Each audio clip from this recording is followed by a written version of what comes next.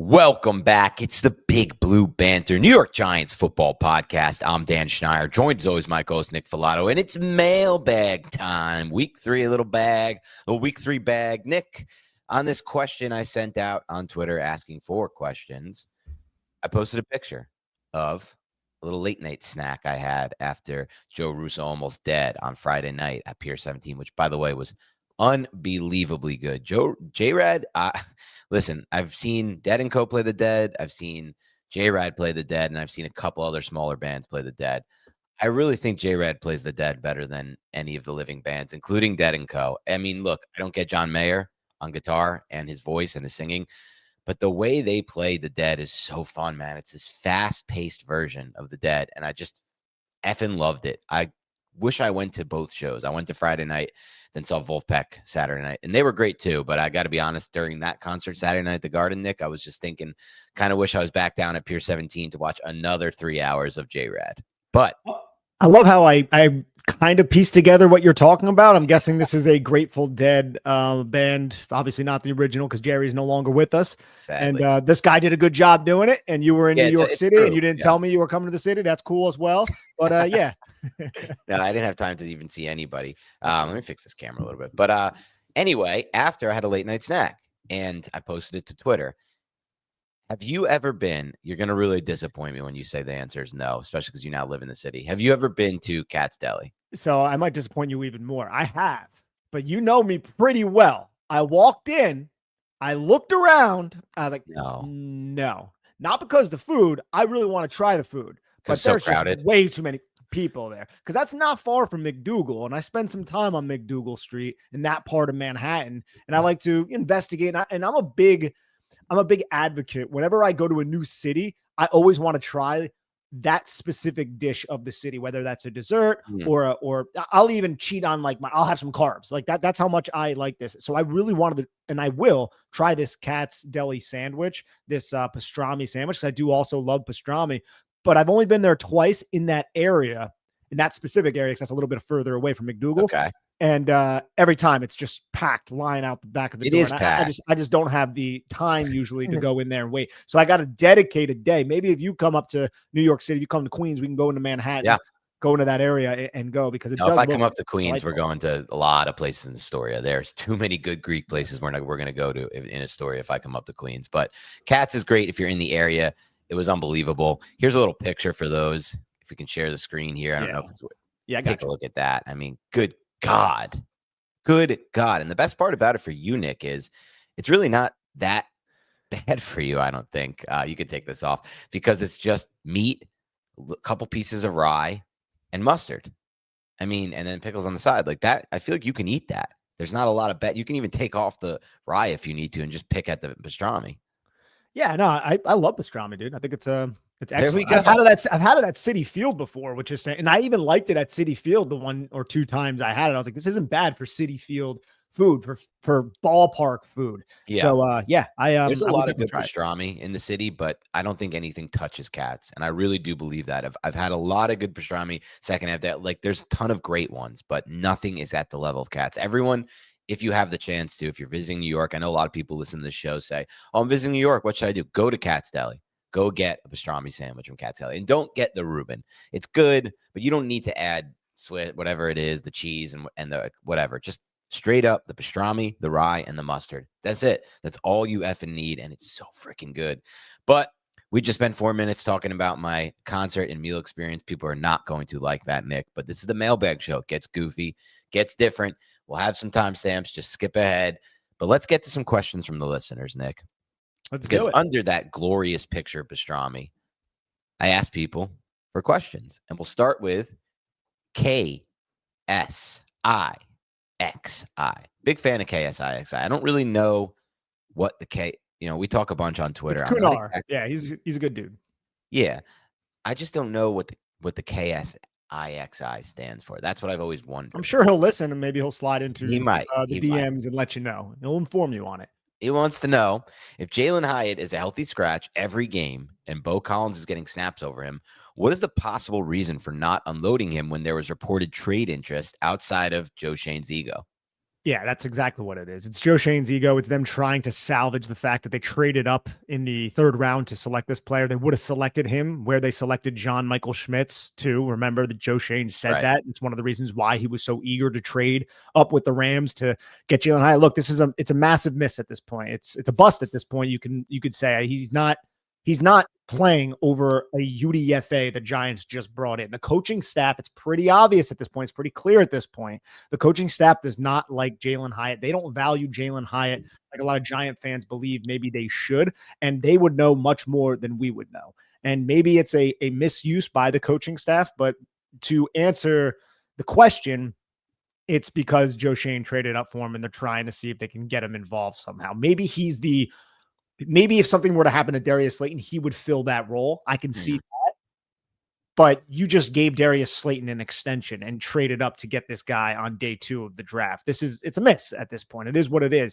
Hopefully he doesn't go somewhere else and start balling out. But yeah, I think he is still limited and still cannot really be relied upon. And maybe I shouldn't say this because I don't have tangible evidence.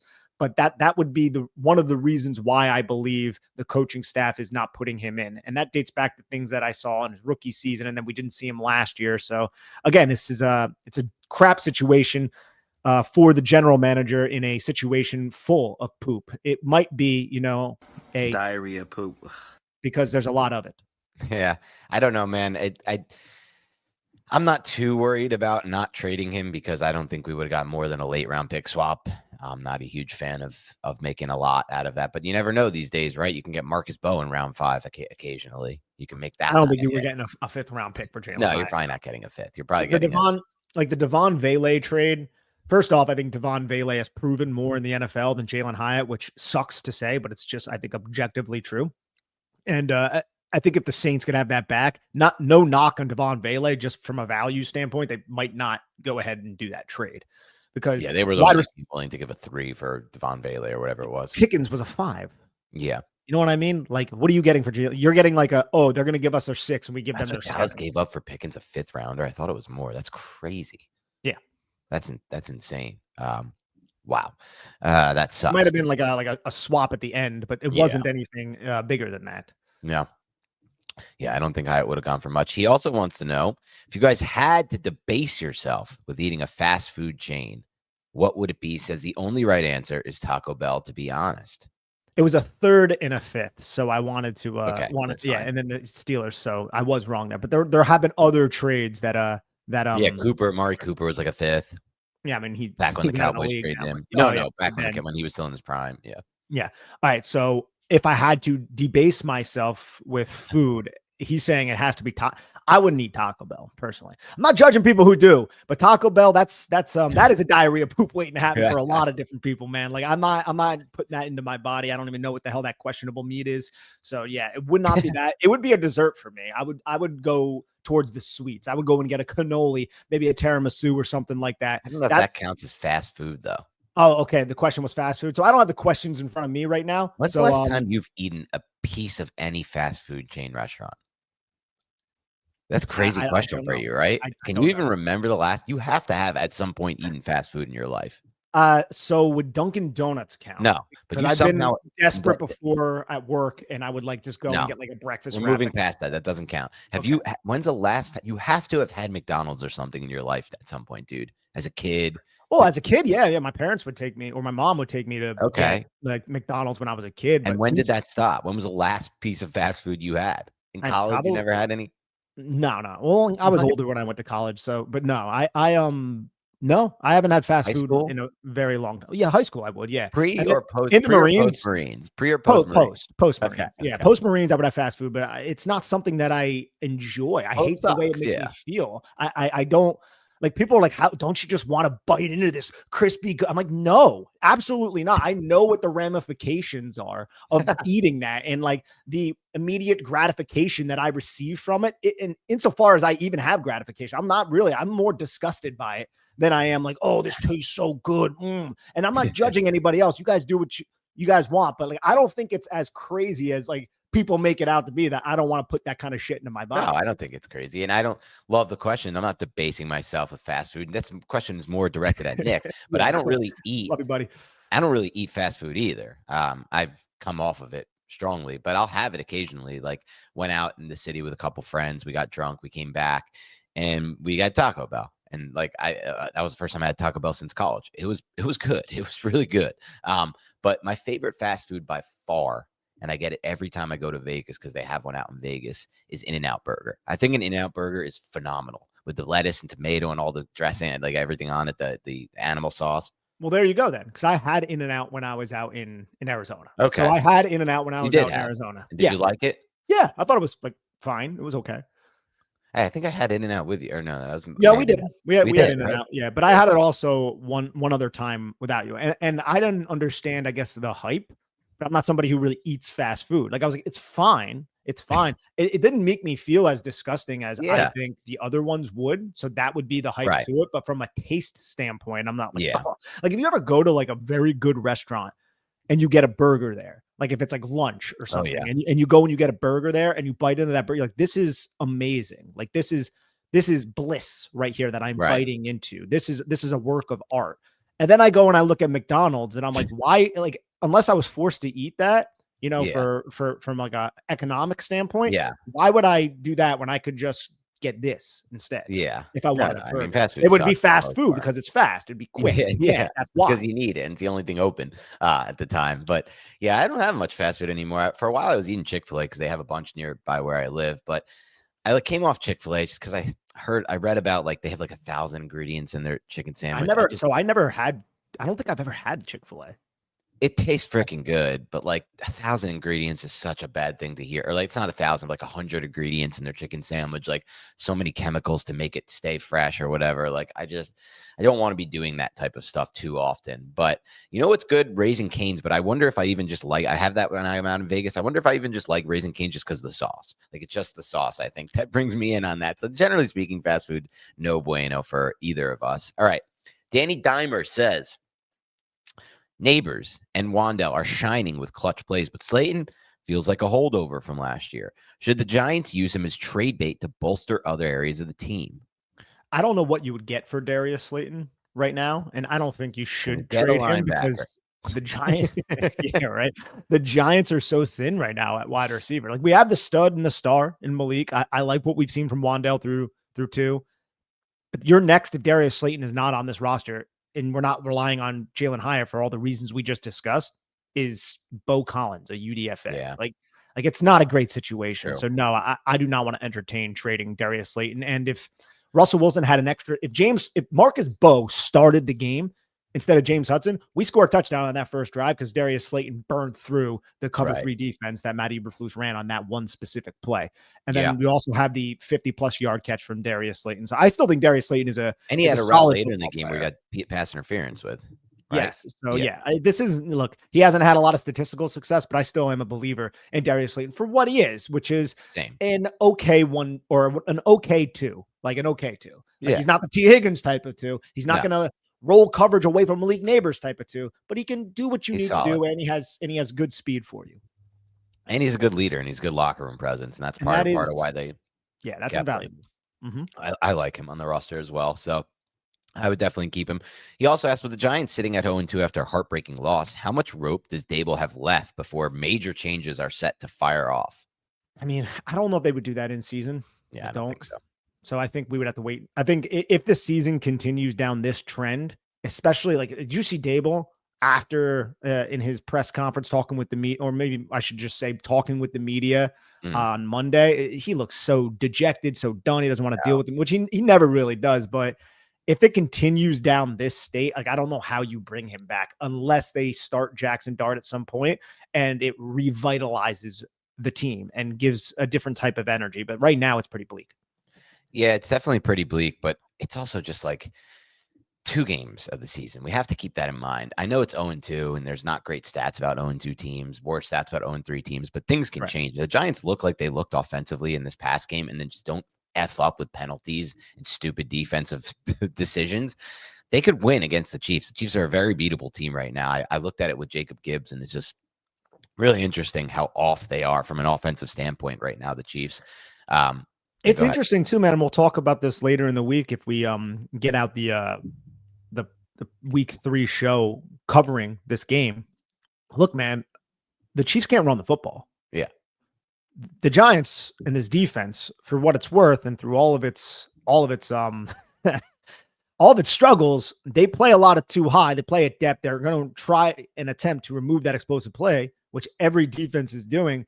So that's going to invite the run. It's going to invite a lot of short passes. Can the Giants defense stop the run, since this team cannot run and they have two running backs that have been unimpressive in Kareem Hunt and Isaiah Pacheco, keep the umbrella over top of Patrick Mahomes and Hollywood Brown and that passing attack, which is very injured right now, and then contain everything else and force this to a field goal game where it's like one or two plays at the end of the game can define it. Right.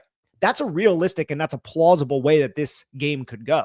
But at the same time, I don't know how much I trust Shane Bowen not to mess this up a little bit. And also, I do not expect to see the Giants offense perform near the level that we saw in week 2 against Steve Spagnuolo. Yeah, I mean, that's going to be obviously an issue. I wanted to get up these stats while you were breaking that down, because I'm just going to try to see if I can find it. I might not be able to, but there's some really good stats that suggest Travis Kelce, all the offseason talk about how he's kind of lost weight and really like grind himself, have come true. Like, he's looked much better. Jacob Gibbs had these stats. I don't have them in front of me now, but we talked about it on yesterday's episode. He's creating more space before the reception and more space after the reception. I have a bad feeling Kelce's going to destroy us in this game, because I just think right now our linebacker situation is at a really dire place for week 3 of the NFL. Obviously, Bobby's there, but he looks a step slower. We have injuries and everywhere else, and we've done nothing to get this position into any kind of. We don't have any prospects. We have Neville nothing. Hewitt, baby, let's go. Practice Neville, who probably might have to play in this game. That'd be crazy. Due to injuries, boards hurt. So I just have a really bad feeling about the middle of the field. Thank God Rashee Rice is not playing in this game. We would, in my opinion, have zero chance to win this game if Rashee Rice was playing. Without Rashee Rice, they're going to use like Juju's. I can already tell you right now, Nick, we're going to be frustrated, but Juju's going to have some big plays against us. He just is, because like the middle of the field for the Giants is a nightmare situation right now with what we have at linebacker, with the way Shane Bowen plays our defense. We know if we thought safeties were far back last week, our safeties are going to be back, gone this week against the Chiefs. They'll be out of every play, but we won't give up long touchdowns, even though Mahomes can't hit them because he just overthrows them. This is a perfect example of like a game that I look at, Nick, and I'm like, traditionally speaking, I would totally understand why Shane Bowen wants to do what he did last week and what he's done mostly, which is like, don't let Patrick Mahomes beat us deep. But realistically speaking, if you look at the last 30 to 40 games of Mahomes charted on film, he's missed a lot of these throws. So it's almost like, I don't know, maybe we just give him these shots. And it sucks to think about, like, why would I give Patrick Mahomes more opportunities to go long? Well, because he's not really hitting them at the rate he used to hit them at. And he's throwing it to Tyquan Thornton. Right. And, I mean, I think Hollywood Brown is a good receiver. But Tyquan Thornton, I'm not saying he's not a good receiver. I haven't grinded through his. I haven't grinded through his film, but he has been stuck on a roster. He had a really nice play in week 1. You know, he bounced around a little bit. We liked him coming out of Baylor. And to your point about the linebackers, Dan, Chris Board, and you say what you want about Chris Board, but he played valuable snaps for the Giants when Muasau went out. He's on the IR now. You know, Micah McFadden on the IR. Muasau, he's in the concussion protocol. So you signed Neville Hewitt. You signed Curtis Jacobs, who was a Penn State linebacker. I think he was a UDFA back in 2023. And then you re-signed, or you brought Swayze Bozeman back to, I guess, the practice squad. I'm not sure if they are promoting him. Hopefully, like this is the dire situation the Giants are in. Hopefully, Darius Muasau clears the concussion protocol. I know. You know, because if not, we might be seeing Hewitt on the field. And Hewitt, I remember him when he was with the Jets. He was a respectable player, but he's like 31, 32 years old now, and he doesn't know this defense. How many miscommunications did we see on film, primarily at that linebacker position? I mean, the more I watch that 18-yard catch by Jake Ferguson, the more I look at Bobby Okereke and Dane Belton, and I say, we're blaming Shane Bowen a lot, and I think rightfully so. Even if you want to exclude that play, I think Shane Bowen is an unimaginative and uncreative and kind of frankly boring defensive coordinator to have, who the Giants didn't even want, but they forced to take him because all of their first and second decisions went to other teams and other opportunities that weren't going to be a one and done, even though these guys weren't one and done. But still, Shane Bowen gets brought back. I can understand why Brian Daboll didn't want to fire another defensive coordinator. I can get that.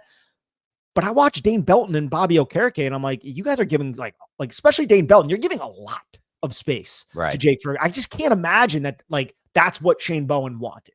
Like, it might have been a player mistake as well, even though it is, a defense that I wish was a little bit more aggressive. And I don't that's fair.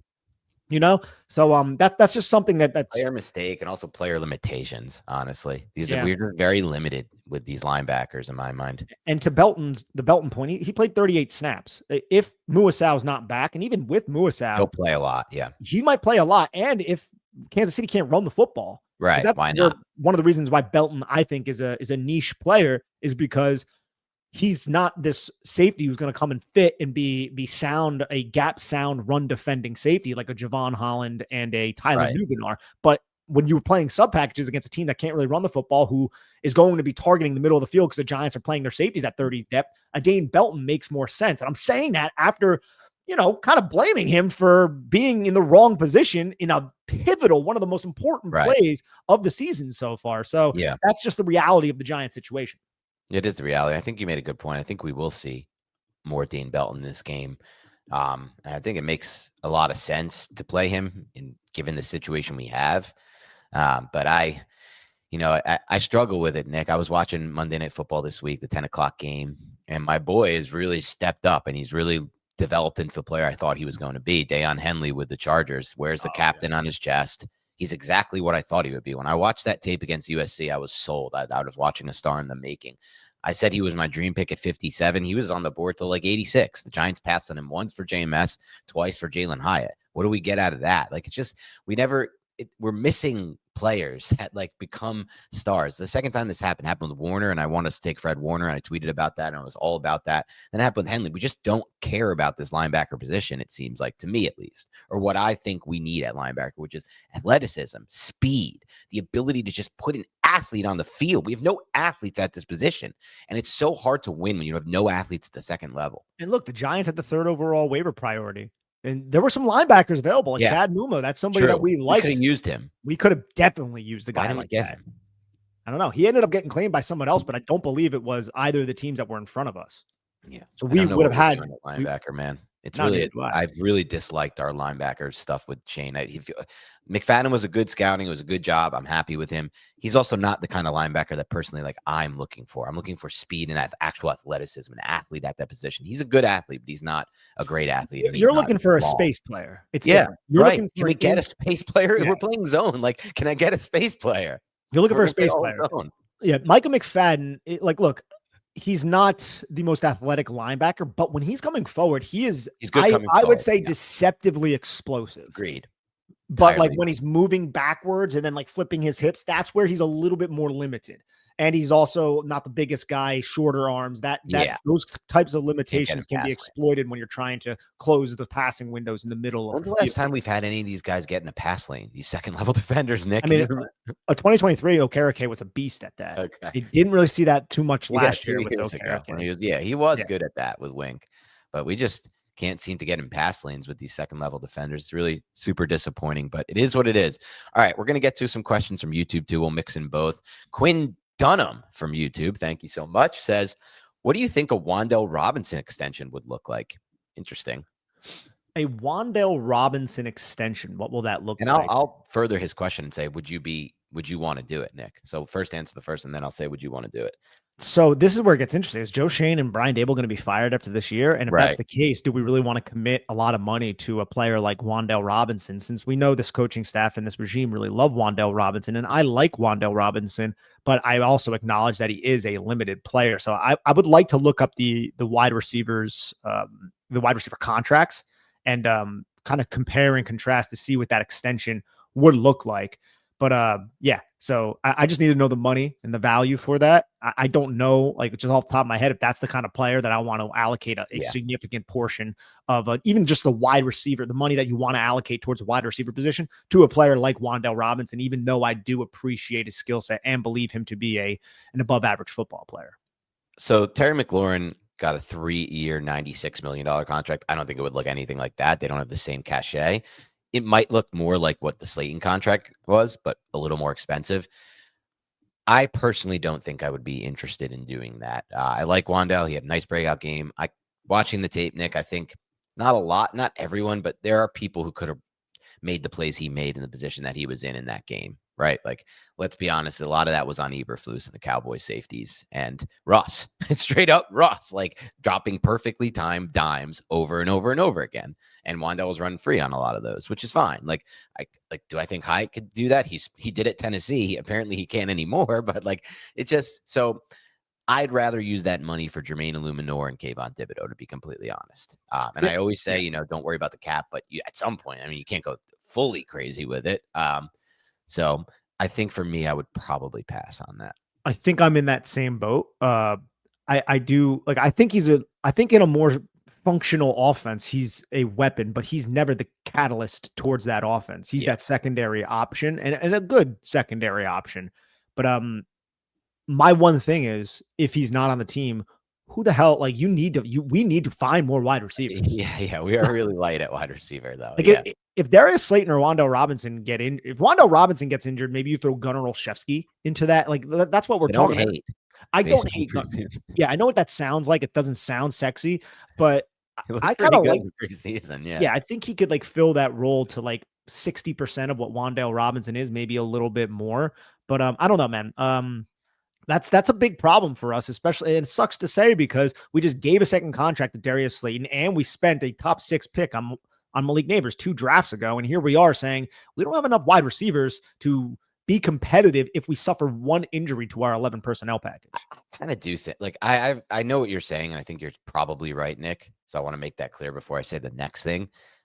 I almost feel like we could still be successful with other guys playing these roles besides Neighbors. If Neighbors goes down, that's irreplaceable. But I kind of feel like Hyatt would surprise people if he was doing what Wan'Dale did. But like if he was just running every single route Wan'Dale ran against the Cowboys, I think he might be pretty surprisingly successful in that role. I don't agree with that part. Yeah. So the verticals stuff. Yeah. I agree with that. Yes.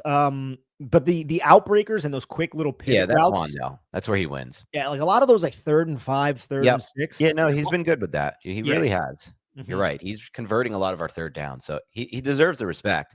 And we did just re-sign Slayton though, and we're gonna have to ultimately re-sign Neighbors at some point pretty soon. So it's a tough situation. The Giants are not actually in that much of a depth spot, but I also kind of feel like, Nick, these days, I used to think it was the opposite. Like, oh, you can find some D linemen you can't find anything on waivers on the trenches these days, but you can kind of find, like, it's weird to say, but like Tyquan Thornton looks pretty good. I watched his tape just past week. Like, he's fine out there. You can get him for free. A lot of these like former 2nd, 3rd round receivers that fizzle out with the team will then become free at some point and like can potentially be revived by the right team. I don't know if the Giants are ever that team, but it is what it is. All right, let's go to Chris St. Clair, who says, what position groups on the roster are best set up for long-term success? And which ones are you most concerned about moving forward? That's a good question. Long-term success? I mean, we don't know what's going on with Kayvon Thibodeaux, but the edge group is set up very well for long-term success. Yeah. I think tackle. I'll throw tackle in there. Yeah, I mean, well, Andrew Thomas, I want to know what's going on there. There's a little bit of uncertainty on exactly what's going on with that foot, but if he were to be healthy and you have Marcus Mbow, then tackle would be the second choice. Yeah, we have 3 tackles we haven't had this type of tackle situation in a long time with Mbow, Eluemunor, and Thomas. Hopefully, if he can come back. And somehow James Hudson is finding snaps. Yeah, well, that's like the crappy thing about it. You're right. Right. We hope that's it for that. But yeah, tackle I would put in there. Obviously, edge. After that, it should be safety, but we haven't seen it yet. I hope at some point we'll see it. It kind of depends on Bowen, like in my mind, at least. Like I was watching, somebody did a cut up of Titans this week.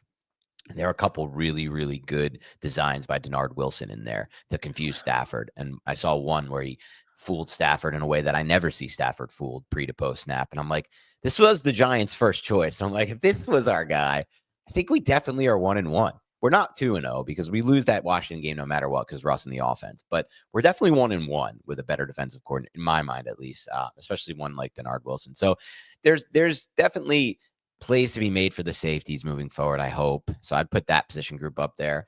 Anytime you have Neighbors in a position group, I think receiver belongs potentially in there. But running back, because Scattaboo I like and Tracy I still like, I'll put that in there. As far as concern, to me, like, it's not the most important position, Nick, but linebacker is just on my radar and alert for me. I hate our linebacker position. I hate what we've done there. I hate the lack of interest in it. I hate no athletes space athletes at the position. And I don't want to live this world every year where we're like taking, putting in Chris Board, and Chris Board gets hurt. And I was like, all right, let's go to a practice squad and get somebody in. It's like, we've been in this position now 2 of the last 4 years where the Giants are so thin at linebacker that we're going to practice squads and shit to try to find players. And that's just not a world I want to live in. So that comes to the top of the list for me. But you can talk about receiver. You could talk about guard. What else would you could talk about guard. Oh, guard is huge. We have nothing going on there. Interior defensive line. We don't have anything really besides Dex and hopefully Darius Alexander. So there's a lot of work to do. Yeah, those positions. And then I don't know how to feel about corner because Cordell Flott, I think he played very well, and I remain optimistic about him. I love what I've seen so far through 2 weeks, even though he had that one bad mistake in week 1 on the Chris Moore catch. But I don't know if he's going to be under contract next year. He's in his contract year. And what the hell are we expecting from Tay Banks? So we're really just looking at Paulson Adebo, and then we're like, hey, Nick Jones, are you going to be a player? So like, I'm a little bit uncertain and a little bit concerned about corner as well. That's fair. All right. Pilks Aplenty says, does Tracy regain RB1 or is there a shift to Scadaboo? And is Singletary cooked? I don't think Singletary is cooked. I just don't think he has a role with this team. And he's only here because if something happens to the other two, you want a player like Devin Singletary. He's a leader in that room and he's under contract. He can't really get away from that contract until next year. So I don't think he's cooked. I still think he's a solid football player. I think he is who he is when the Giants signed him, but you want to give more of a role to Scadaboo and Tracy. I think it becomes like a 50-50 type of split. I don't know how they're going to divvy that up, but I wouldn't say just yet that this is Cam Scadaboo's backfield for sure. I think it's trending in that direction, but I do believe, even though Daboll denied this, that Tracy was just in the doghouse for that game. Yeah, Daboll will never tell us if that was true or not, so I'm kind of with you on that. I would tend to believe that. I do think ultimately, though, it is shaping and trending in the direction of it being Scadaboo's backfield. Scadaboo's looked pretty good in the blitz pickup on the rare opportunities he's gotten. He looks good in open space. He's clearly their red zone guy that they believe in. And he should be, too. He should be, too. He should be the red zone guy for sure. I think he should be the running back 1, too. Like, I think he provides a different energy than Tracy, and that's not a knock on Tracy. It's more of me elevating Cam Scadaboo in my mind to the part that I saw at Arizona State that's now in the we have not seen too much of him, but in the limited usage that we've seen of Cam Scadaboo in the NFL, he has impressed and he has lived up to the Arizona State player. And if he can be that in the NFL, and you could just see the different energy, then that is more valuable than Tyrone Tracy Jr. But you don't have to give this, like, he doesn't have to be a 70-30 split. This could be a 60-40. This could be a 55-45, a 50-50. Tracy is still a valuable player as well who deserves a role on this team.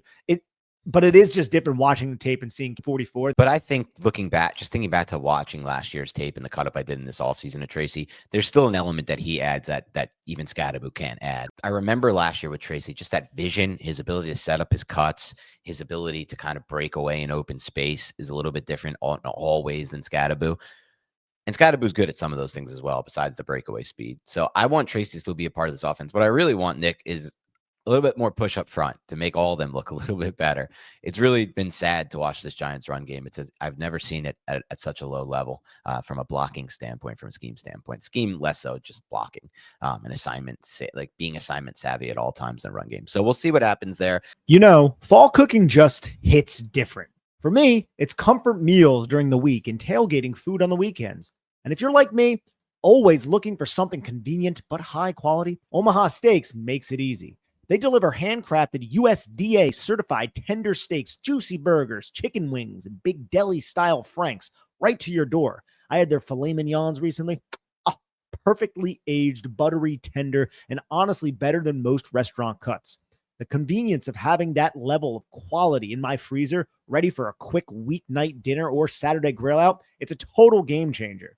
Get fired up for fall grilling with Omaha Steaks. Visit omahasteaks.com for 50% off site-wide during their Red Hot sale event. And for an extra $35 off, use promo code BANTER at checkout. That's 50% off at omahasteaks.com and an extra $35 off with promo code BANTER at checkout. Minimum purchase may apply. See site for details. A big thanks to our advertiser, Omaha Steaks. Link in description and pinned comment. Go to omahasteaks.com to get 50% off site-wide during their Red Hot sale event and use promo code BANTER at checkout for an extra $35 off. I've been wearing underwear every day for years, mostly, but I've never really felt like I found the one, Either it rides up, punches, or just feels off. So when I found out Skims was making underwear for men, I was honestly pretty excited. I tried their cotton 5-inch boxer briefs, and wow, they're a game changer. They hit perfectly at the thigh and actually stay there. No bagging, no wedgies by 5 o'clock, just pure comfort. And for the gym, the stretch 5-inch boxer briefs are amazing. They move with you as you work out. They keep your shape, your form, and they do not ride up. If you want to feel comfortable, confident, and actually enjoy your underwear, shop Skims Men at skims.com. Let them know we sent you. After you place your order, select podcast in the survey and select our show, Big Blue Banter, in the drop-down menu that follows. And if you're looking for the perfect gifts for the whole family, Skims just launched a big holiday sale. So go to skims.com and check them out. I do think we are trending toward more Scatterboo. Okay. Troy Bucci says, when I looked over the film, I noticed pretty much every time Darius Alexander was on the field, there was an explosive play of like 15 yards. Is that a coincidence? I don't know if that, I wouldn't say it's a coincidence. I don't think you want Darius Alexander out there. Mm-hmm. He was out there for the 30-yard touchdown scamper. He did get blocked down, but that wasn't nearly I wouldn't say that was his fault per se, right? So you want your best 11 out there. Darius Alexander is, of course, not one of our best 11 right now on defense, even though the Giants got to put him out there because of the Raheem Nunez-Roches injury. But I'm not gonna lay that at the feet of the rookie, even though I've been very unimpressed so far. Yeah, fair enough. I'm with you. I don't think that's his fault. We'll see what happens there. We've been hurt. All we've heard though is from Andre Patterson, who said it's going to take some time there with him. So he did say, he was pretty emphatic about saying, I know he's going to be a good football player though. He said it like 4 or 5 times. And I was like, that's like, I don't remember him like gassing guys up that much. Like when Jordan Riley was young, he was like kind of tempering the expectations of Jordan Riley a little bit. He would gas up Elijah Chapman and his strength, but I don't remember him, and someone correct me if I'm wrong, I don't remember him saying like, oh, he's going to be this rookie star, man. He was just kind of like praising his work ethic. So maybe he's right, that got to get it out of him at this point, because so far he's coming along. Like, this is a very slow come along. And I know he got hurt in training camp or mini camp and all that, no TAs, but it's a little concerning, I would say, right? Just a little bit. It's definitely a little concerning, to say the least. This isn't supposed to take this much time, but he had slow training camp, injury in the offseason. That's probably part of it here. Yeah, small school, that part as well. So we'll see. I'm not by any means giving up on him just yet. All right, Soli6615 says, would you guys pay Jermaine Eluemunor this offseason tackle money to stay and move it to guard? Probably not. I'm a definite no on this. Yeah. So if they do pay Eluemunor, it's going to be interesting. I would think that. And here's the deal. While I'm a definite no on that, I also know that I've made these decisions in the past before, Nick, or I've made these opinions, I should say. I'm not making any decisions in the past before. And I've come back to really regret them, these opinions, because it's led to us moving on from talented players. Like, oh, we have so much talent at IDL. Let's let Dalvin Tom, I guess we have to kind of let him hit the market. No, you have to keep all your talented players. We don't have enough. We don't have enough draft picks. We miss on 1 million draft picks with this GM anyway. So I kind of feel like they have to pay him and get creative and think about what Mbow can be for this team if he's not a tackle. Because I think Marcus Mbow can play tackle, and that's his best position. I am interested to see him at center. I've told that before. I've still remained interested to see what he could do at the center position. If not, I think he could play guard. And I think regardless, if you sign Eluemunor, you can have some guard tackle flexibility with Mbow and Eluemunor. And if Eluemunor gets hurt, you can kick Mbow out to tackle. He's your swing tackle, but also maybe you're starting right guard, because you need a starting guard next year. You need potentially multiple starting guards and a center. So I think I'm leaning toward paying him the tackle money, keeping him at tackle, and figuring out what to do with Mbow and training him at other positions. A lot of this also, man, and I don't want to invoke this because we don't know. I'm not a doctor, but what the hell's going on with Andrew Thomas, right? Well, I just saw from Duggan today, as we're recording this like 2 minutes ago, that he gets the feeling from listening to Daboll that Thomas will be making his debut this week. So we'll see.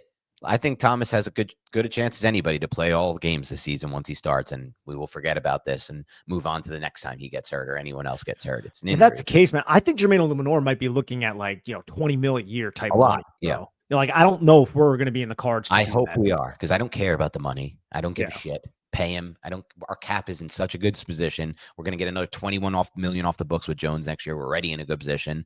And it's really, the cap is very, in my mind at least, it won't make much of a difference in what we should do moving forward. If that's the case, then I would pay him, and then I would agree with I don't know if the person asking this question was insinuating this, but I'd be fine with paying him if you want to pay him. But I'm not saying that you have to start at right tackle. You'd be fine paying him the tackle money to play guard. Well, I wouldn't necessarily want that, but if Mbow is just chilling on the bench being our swing tackle because they don't trust him at guard, then no, you got to kick Jermaine Eluemunor. Yeah, I'm also okay with that too, Nick, because guards make a lot of money now too, honestly. And I don't think Eluemunor is going to get like the top of the tackle market money, but he'll get good. Like, it'll be good. It'll be like that next tier, which will probably still be more than what the top tier guard makes. And dude, honestly, takes Andrew Thomas out of the equation. Is Eluemunor the best offensive lineman that we've covered other than maybe like Kevin Zeitler? Other than Zeitler, yes. And I think strong case he's been better than Zeitler. Yeah, that's sad. Year. And that's not to say Eluemunor is bad, because I think Eluemunor is a damn good football player, and he's disrespected around the NFL from like national media just when people refer to the Giants offensive line. But that's pretty bleak though, that he's the second. Like, honestly, we've been covering this team since 2019. And Jermaine Eluemunor, I think, is better than anybody else that we've had, not named Andrew Thomas. I mean, it dates back further to like 2012.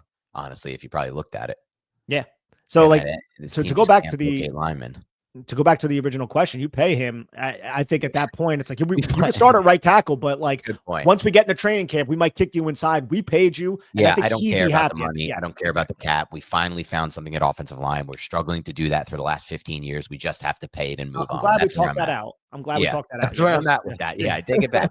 Pay him to play guard. I don't care what you pay him to do. We just found someone finally. We can't keep fucking around with this. Just get him re-signed. Don't care about the age. I don't care about anything else. We'll worry about all that stuff later. We're not going to be able to get a lineman if we don't re-sign. Like, we're putting ourselves in a position we don't need to, right? We already have a questionable offensive line to begin with that doesn't have a lot of depth. Let's not make things worse.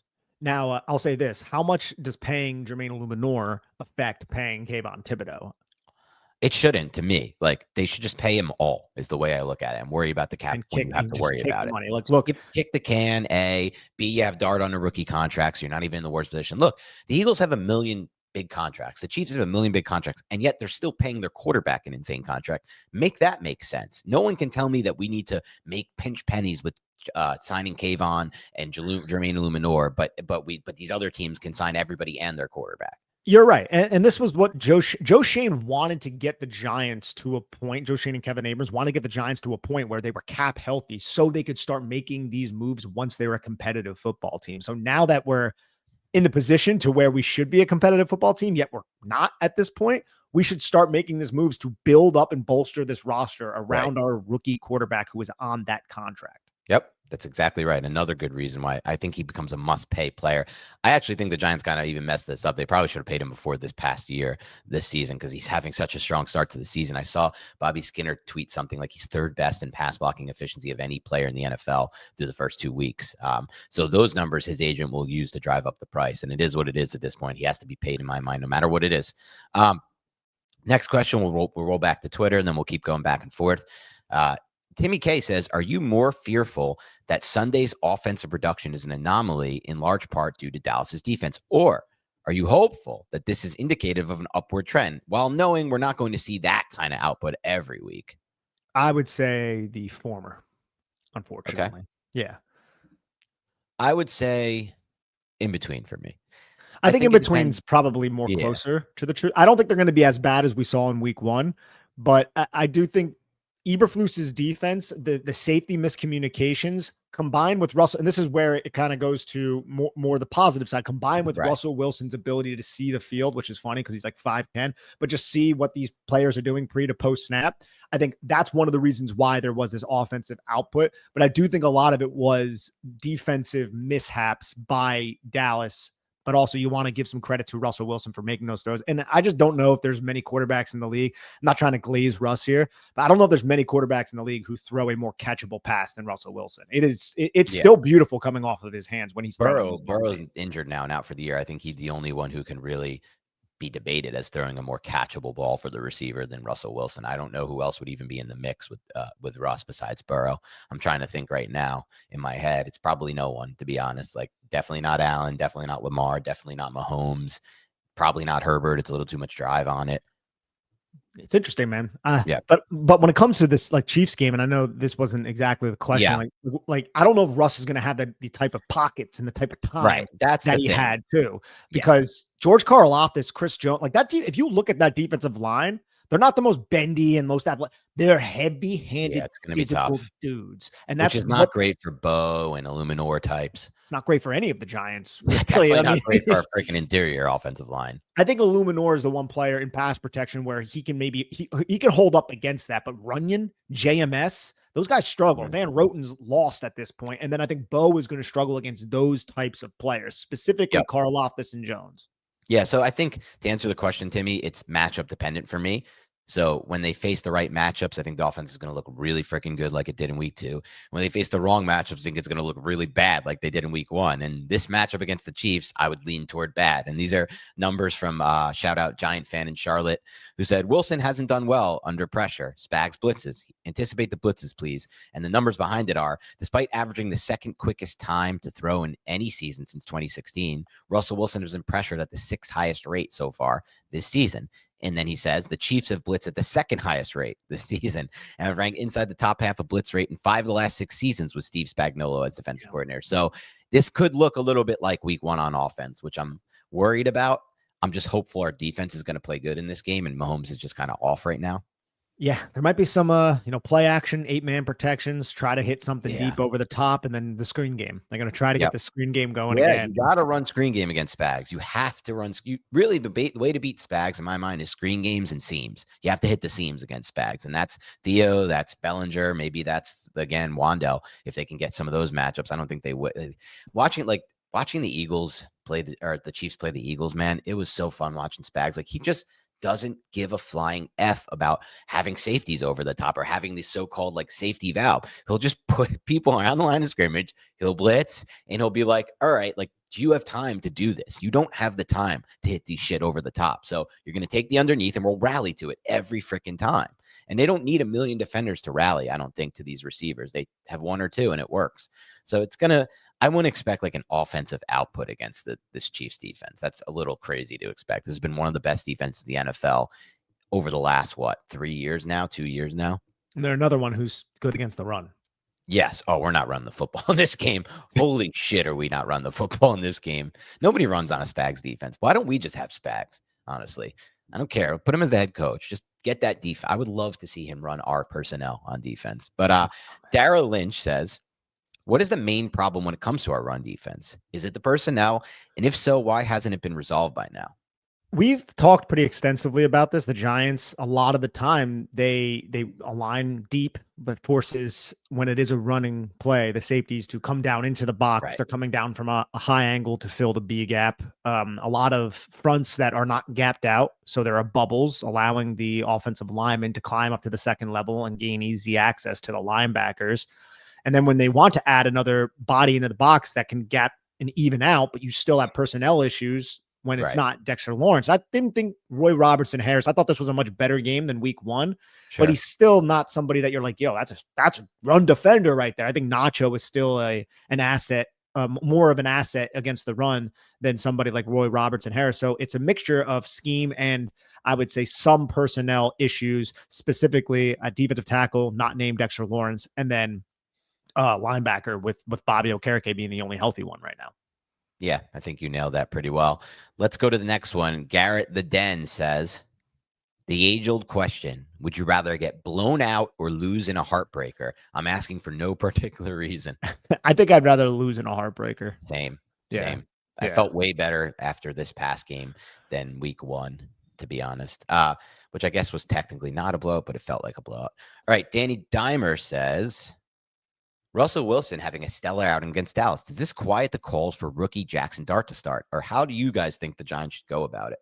Yeah, I think it certainly should quiet the calls. But again, man, if the Giants are like 0-4, 0-5, how much longer are they going to roll with Russell Wilson? And when do you want to put the rookie out there? So it's inevitable at this point, if the Giants do not right this ship, that we're going to see Jaxson Dart start some games. Yeah, I'm worried about it. Obviously, the preseason was amazing for Dart, but I'm just a little worried about what the regular season would bring for him right now. But, there's no real point to hide him. Like, you could look at it as a GM and be like, we'll just play Russ all year, even if we fall out of it, because we'll be able to upgrade this offseason on the interior offensive line, right? Or we'll be able to upgrade at receiver or whatever it may be to help him get better. But that's not just only pie in the sky. You don't know if you can always get guys in the offseason. They might not make an immediate impact, but also he might be ready to play in the NFL. We just don't know. So I'll just defer to the coaches on that one, honestly, as I kind of have the entire time. All right.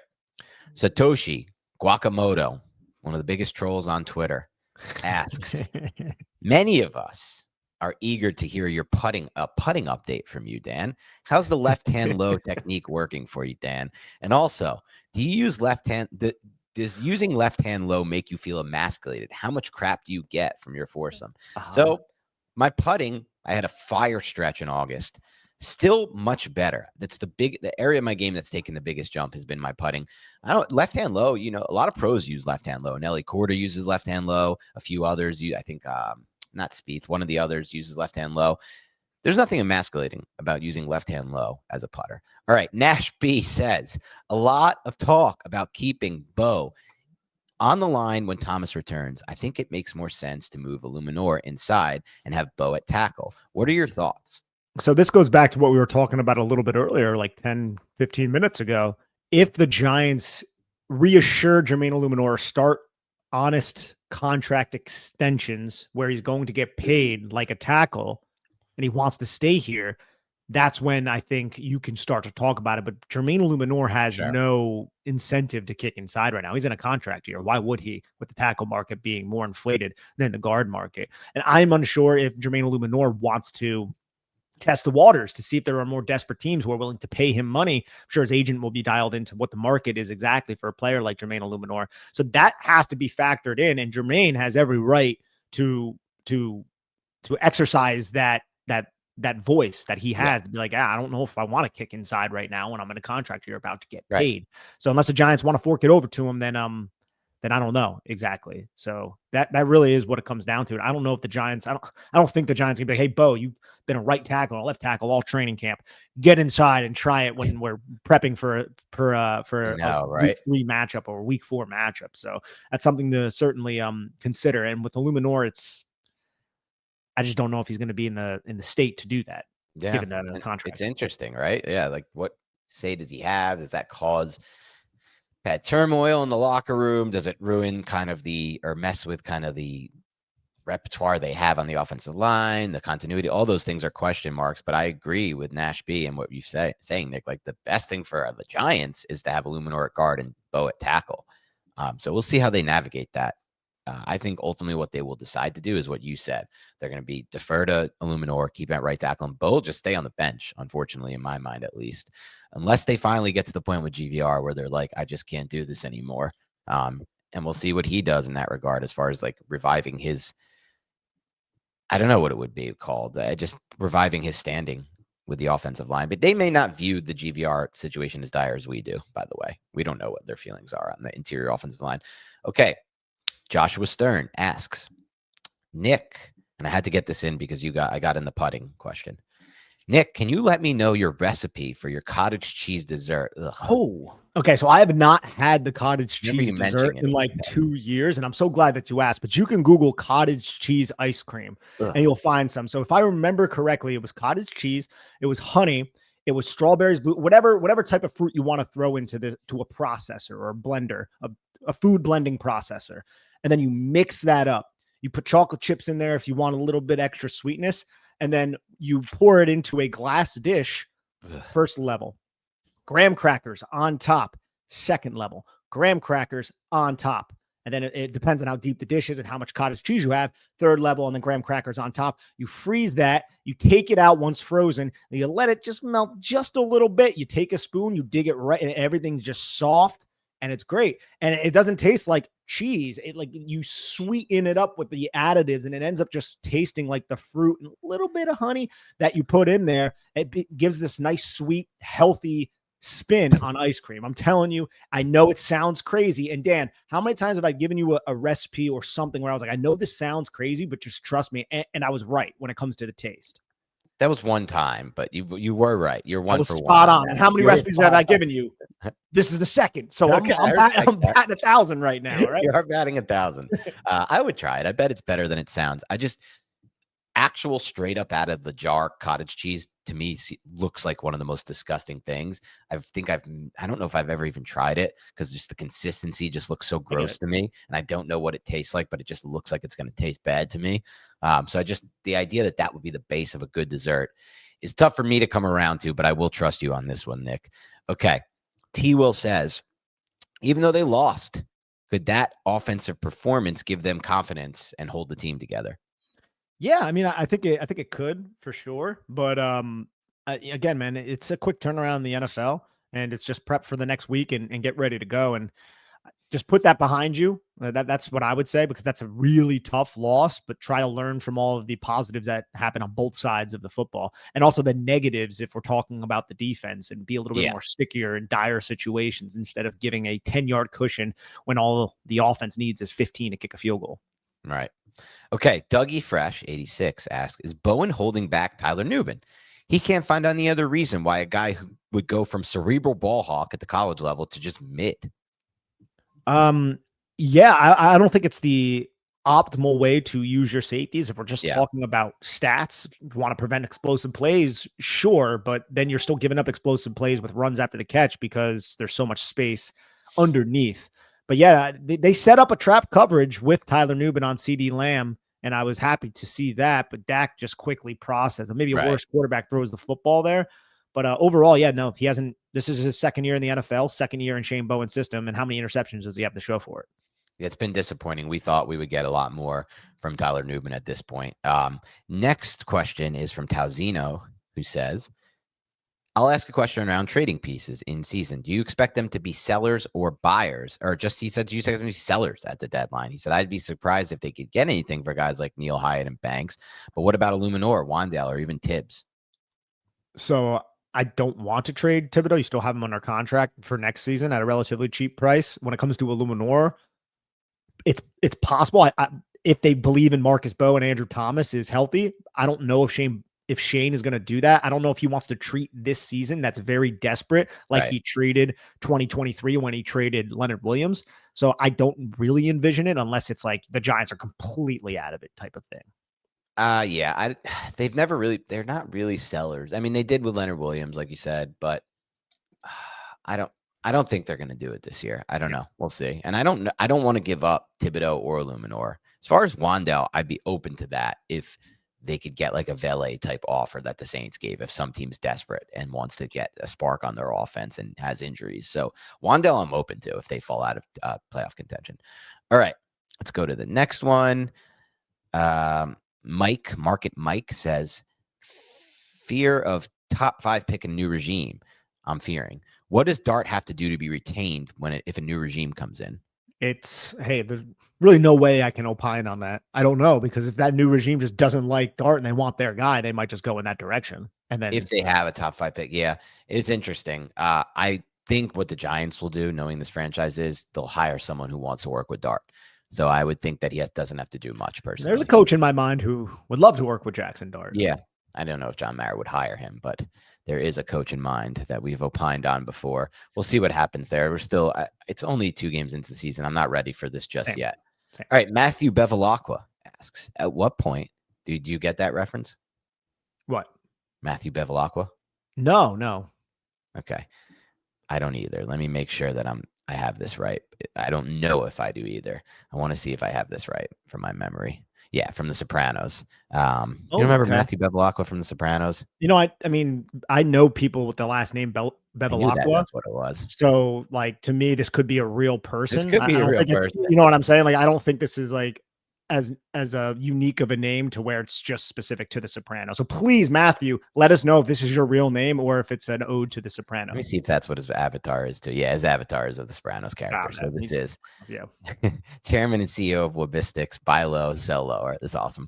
I thought that was that, but I didn't have it fully right. He wants to know, at what point do we consider that maybe Dave Gettleman wasn't the issue and it was all the inept coaching staff? He thinks it seems to be trending that way.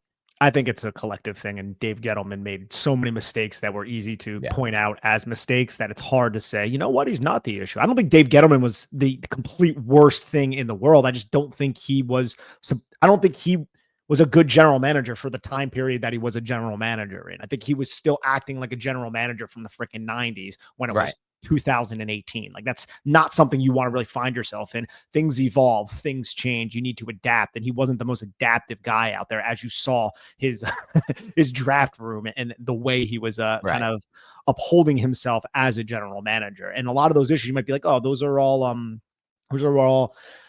issues that aren't that, like, what about the decisions that he made? He was still making decisions that kind of were mind-boggling, and I don't think put the Giants in a situation to be successful or optimize success later on down the line, i.e. trading for Leonard Williams in a contract year and then pushing yourself back into a position where Leonard Williams and his agent knew that you were going to do anything to pay him a lot of money. There were a lot of little decisions like that. I think he did a better job drafting than maybe he gets credit for, but there's much more to managing a team than just that.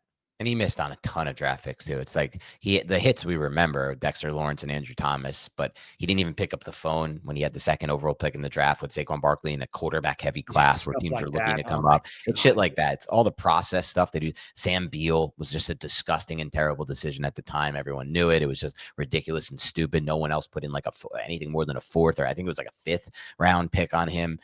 But the Giants, and it was like a third, but it was like our early third because we sucked the next year.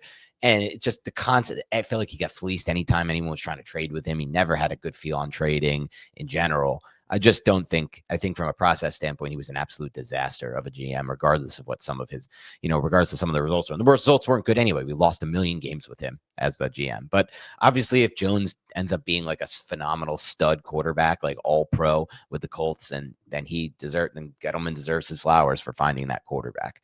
We'll see what happens there. It's been 2 games on that front. But Brett Peter says, who is the, no, we've read this one. This one's about Eluemunor. We already did that. This one is about Scadaboo. We already did that. Okay, Pat Cupo says, the other day, Carl Banks was proposing the Giants take Bobby Okereke off the field on obvious passing downs, move Tyler Nubin into the box, and have Dane Belton in the game at safety. What do you guys think of that strategy for obvious passing downs? I like that strategy. Now, the Dane Belton one, that's where I'm like, sure. But Tyler Nubin, I think, is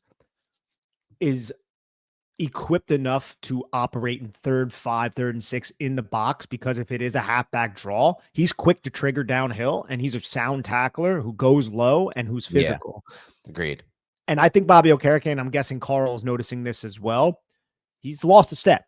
And he's not the best when it comes to coverage at this point, which sucks. It's unfortunate, but it's a reality that every NFL player inevitably goes through. So putting Tyler Nubin in the box, getting an extra, basically going no linebacker, which the Giants did, I think, for like 2 or 3 snaps in week 1. Bobby Okereke wasn't on the field. In week 2, I think Bobby Okereke played maybe almost every snap, if I'm not mistaken. But I would support that. I do wonder if there's another defensive back that we'd want to get on the field that's not Dane Belton, but probably Dane Belton would be the best option at that point. And he also has the range, as does Javon Holland. There was the one pass, middle of the field closed. Javon Holland was the center field safety, and it was a deep pass that ended up going, I think it was DPI on Paulson Adebo against George Pickens. I love the way Holland got over there. Like, if that throw wasn't towards the sideline and it was inbounds and about 2 yards up, Javon Holland was going to be right there to knock that ball away. So I have faith in his range. I have faith in Dane's range. I have faith in Tyler's range. So I would support that. Yeah, I think it's an interesting idea by Carl Banks. Yeah, shout out Carl. I like it a lot, honestly. I don't think Bobby's too slow, to be honest, right now. Even in the play he had the robot technique, like, I just felt like he looked slow on that. That was a little better. But man, if you had Tyler Nubin there, maybe that's one way to get him involved and help him make plays, right, Nick? Instead of just having him sitting back in that, too high shelf, 15, 20 yards off the ball. So I like the idea of putting players that we believe can be playmakers more in line to make actual plays rather than, you know what I mean? And Belton can probably play that safety valve role, right? I feel like anyone can kind of sit back there. Yeah, I mean, he has the range to, and he has the eyes too. Like Belton has great eyes. Like again, like our concerns with Dane Belton, it's basically all run game stuff. So it's just, do you trust that defense to hold up against a halfback draw or a run? And in what yardage do you trust that? Like how many yards to go for the offense? Those are the questions that Bowen should be asking himself. Jay Lacey asks, hypothetically, if the Giants make the playoffs as a wild card after losing the first 2 games, what games would now need to be wins for that to happen? Good question. If the Giants, one more time, if they were to make the playoffs now and go on a run after starting 0-2, what games would need to be upsets? Well, Giants are probably underdogs in like all games but the Saints, so technically every game. Exactly. I would just say basically every game, and that doesn't mean they need to sweep it, but any game that they can win, they need to find a way to steal, and they got to win the division, dude. Like what is this? What is this record? What is the record that Brian Daboll has in this division? It's so bad.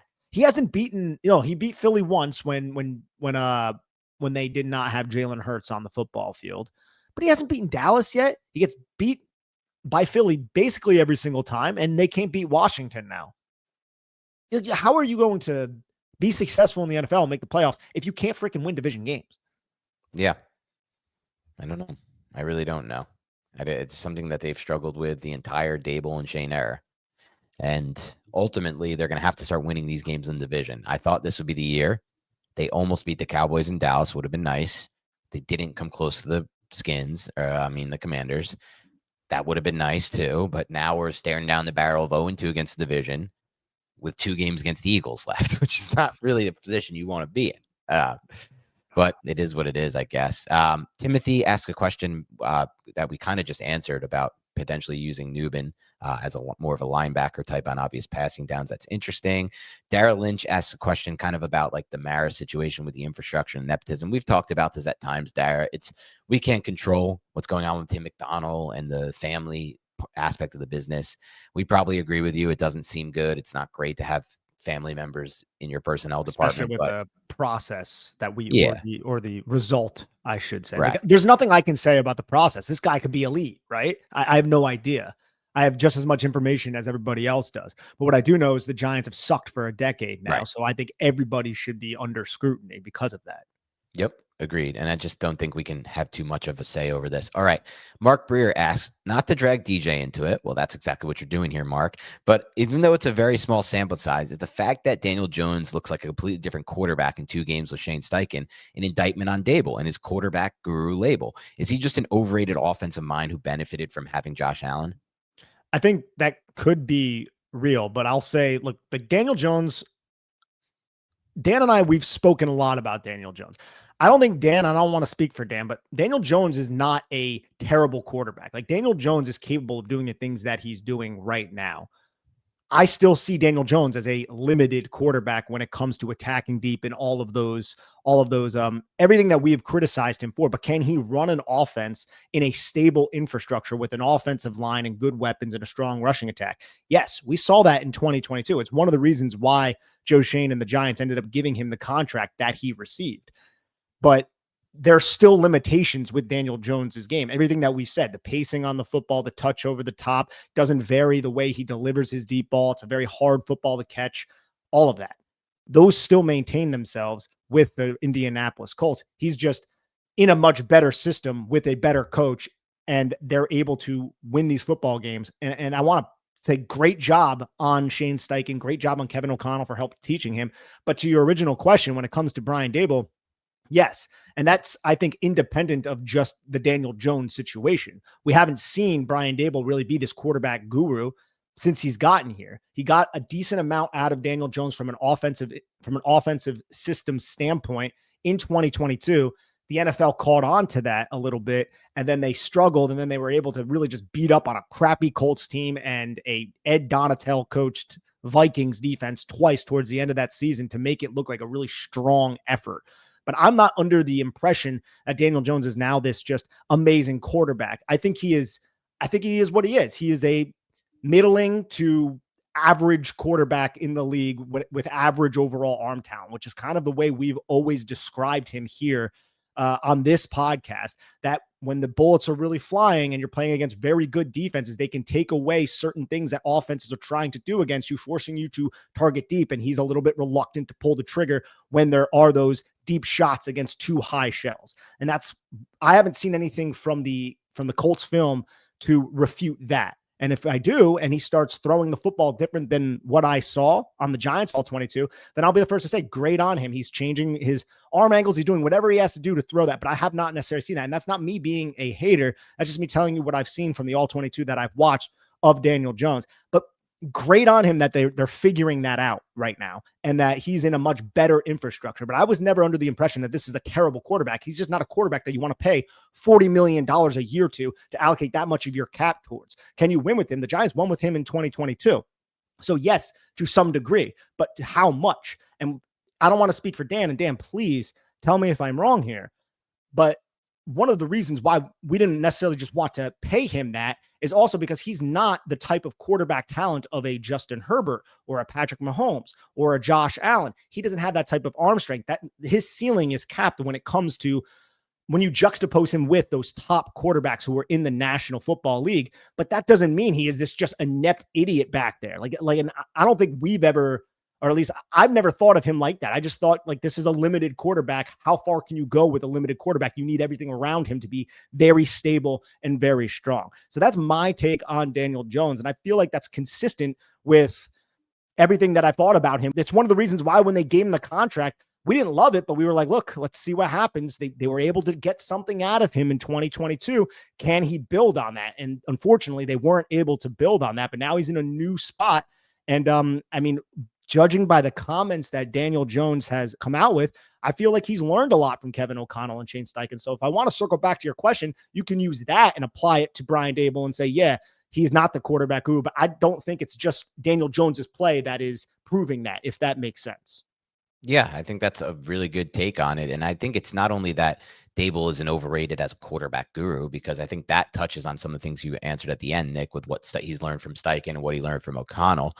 But I think it's from a schematic standpoint where it really stands out. I mean, you look at the numbers, Fantasy Points Data Suite had Daniel Jones at a 97% first read target percentage in week 2. 97%. It's the highest they've ever charted since they started charting data for any quarterback in a single game. What does that tell me, Nick? It tells me that Shane Steichen was figuring out how to beat the Broncos pre to post snap with the first read, the one they designed to be open. And it was open because they threw for 300 yards last week against the Broncos. So clearly Steichen is doing an insanely good job of scheming things open. If you have a 97% first read target percentage and it's working, it's like you don't have to come off of it to go to another read. So I think he's clearly a much better schemer than Brian Daboll is, and that's obvious. But from a developmental standpoint, that's the second part of it.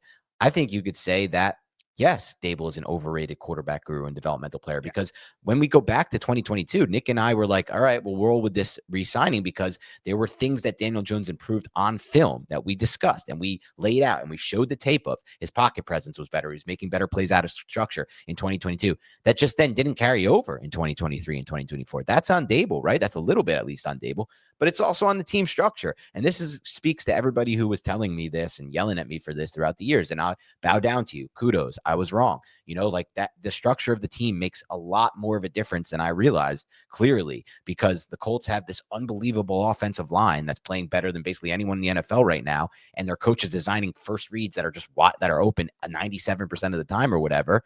And it's working, right? It works for Daniel Jones, and it works. It would probably work for a lot of quarterbacks, not Anthony Richardson. Clearly, he had like 14 snaps in his career before they tried to make him an NFL starter. Yeah, of course. And that's one of the things about Daniel Jones that we've always said on this podcast: first guy in, last guy out. When you get him on a whiteboard, this guy is going to know the offense in and out. Like, he's going to know exactly what to do. He's going to have answers. But once that first read is removed, then it really is going to fall at the feet of Daniel Jones, and let's see what he can do at that point. And then there's the deep attack when it's not middle of the field closed man coverage. Can he overcome those limitations that we saw here in New York? I've yet to see if that's the case, and maybe it is. And then there's the throwing of the football issues that I would say that, look, can he throw the football 40, 50 yards? Sure.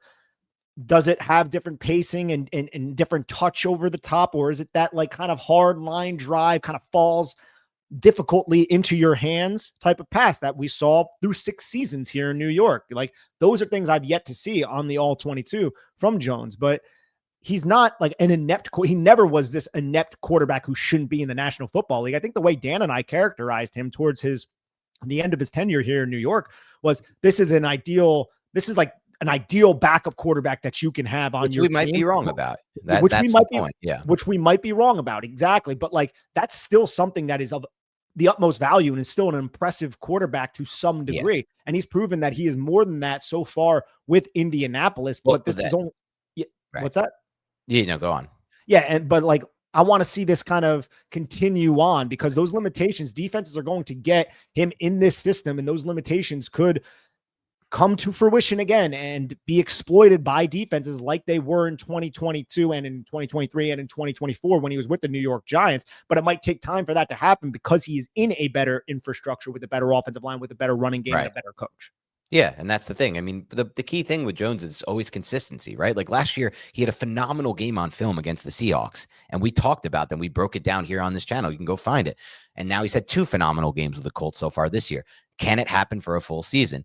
I think it's possible it might, and then next year will be the adjustment year when they get the tape on this, especially if the first read target percentage is as high as it was like this past week, and that's just kind of what's going on, and Steichen just figured it out. Because even some of the stuff I saw, dude, the way he's using Tyler Warren is so smart, man. Like he has him lined up as it's like he's done some Kyle Shanahan type stuff, lining him up as the fullback, having FB leak, like having him leak out, and then he's wide open. Tyler Warren, just cool stuff to use Warren and help Daniel Jones. But I will say this. I'll give him credit where it's due, Daniel Jones. I think he's had 2 of the – I didn't watch – I know you charted the tape of his first game against Miami, and I know Miami's a disaster defense. But that throw to A.D. Mitchell was the best – to me, the best throw he's ever made in his career besides the Slayton one from Tampa Bay in the first game, I think, from a difficulty standpoint. But then look at this. I want to show this one. I have this up on Twitter. This is insane. I saw this last night from Nate Tyson. I was just, like, stunned by this. This throw he made last week against the Broncos. Sorry, that's the wrong thing. Let's go share screen here. And I don't care. People are going to be like, no, I saw it with Hodgins in the Minnesota playoff game. This is way more impressive than the Hodgins game. Is it up on the screen? Yeah. This is way more impressive to me than a Hodgins play. This is just, we never got that ever. Look at that play, dude. Look at him slide away from immediate breakdown in the pass protection and then dot a ball. Like this is just a player playing with a lot more confidence, clearly, to make a play like that. 100%. Yeah. And to keep running it too. Oh, okay. You just took it off. No, we can keep sharing it. We can keep sharing it. So yeah, you'll break it down, which I like always. It's, and I know this is the end zone view, but no, this is excellent fuel in the pocket. This is excellent buying time in the pocket. And he quickly diagnoses this is man coverage, and I have a deep crosser with middle. Daniel Jones is always been solid against man coverage, middle of the field closed. And it's his ability to just buy this time because you have that twist right there that's not picked up that well, and he takes the hit, and that's something that Daniel's always going to give you, right? Daniel's going to be in the pocket. He's going to get clobbered, but he'll deliver the football, and he does that just right here to Josh Downs, who wins on that route very easily against that quarterback against the cover 1 defense. And credit to Jones, and I'll take all the heat I need to take for this, especially if this keeps up. Good for him. Bad on the Giants, obviously, for our standpoint. All we should be caring about is what happens with us at this point. But yeah, anyway, long answer. That was a good question. Let's go to another one here. Zach Mojica maybe, but I don't think it's Mojica, says, how bad does this season need to get to fire Joe Schoen and Daboll? Is Daboll really locked in for Dart next year? Things could get weird if we only win 4 games. Yeah, if we only win 4 games, I think John Mara might pull the rug out from underneath it. But it really depends on who's available, what John Mara wants, all of that, and his feeling on Jaxson Dart, and if the new regime is willing to honestly give Jaxson Dart a real look. I think a lot of that, but I don't believe that John Mara is going to allow this to continue if it's a 4-win season. I don't know if Schoen is gone though. That's maybe I should specify that. I think Daboll would be gone, and I don't think that's the smart thing. I think if they have a 4-win bottom out season, they're both gone. Personally, could be. All right, last question here. Let's do this. This is from. It's a funny. I'm just curious to get your take on this. Agenberg. He says, General NFL question. Does the NFL have a field goal problem? With the new kickoff rules and kickers being better than ever, should field goals be made harder? Narrow the goalposts, for example. I get it might seem reactional after facing Aubrey, but personally, I don't think it's healthy for the game that a couple of first downs could result in points. I think it's something that maybe could be entertained. I don't exactly, I haven't put any thought into this, but with the field position advantage that offenses are getting, with the penalty advantage that the offenses have received for a very long time, defenders can't even tickle quarterbacks at this point, and defensive holding and all that stuff. Maybe it's something that should be entertained, but there's still kickers that suck. I mean, we just went up against Aubrey, right? Like, I saw a lot of kickers miss easy kicks this week. So I think it is a bit reactionary, but I haven't really put much thought into it. What about you? Good question. I don't know if it's reactionary. I mean, it's certain. I would say it is, because we just lost to a 60, for us, it's reactionary, but I feel like this has been going on across the NFL, not just in this game. I don't know, like, if narrowing the goalpost helps, though. Like, it would, but it's a weird thing to do. It changes the game too much. I don't know. I'd have to think more about this one. I don't know if I have a strong opinion on it, but it's definitely, I wouldn't call it a problem, but it's definitely becoming really easy to get 3 points on the board with a lot of these kickers, especially in these dome games. Yeah, all right. It does seem that way. Yeah. All right. Thanks so much for listening to Big Blue Banter Podcast. Mailbags are always fun. Please hit the like button. Please comment. Gonna be honest, I hate to do this, but wasn't thrilled with the reaction to the offensive and defensive all 22 film reviews. Not a lot of views, not a lot of comments, not a lot of likes. That sucks for us, but we respect everyone who has liked and commented and everyone who tries to help us grow this channel. Really appreciate you. And if you didn't, that's okay. But please like this video and please comment in this video. Just, it's all we ever ask, to be completely honest. It just helps us grow. It helps us keep the channel going. So thank you so much to those who do. Have a great rest of your week. We'll talk to you soon.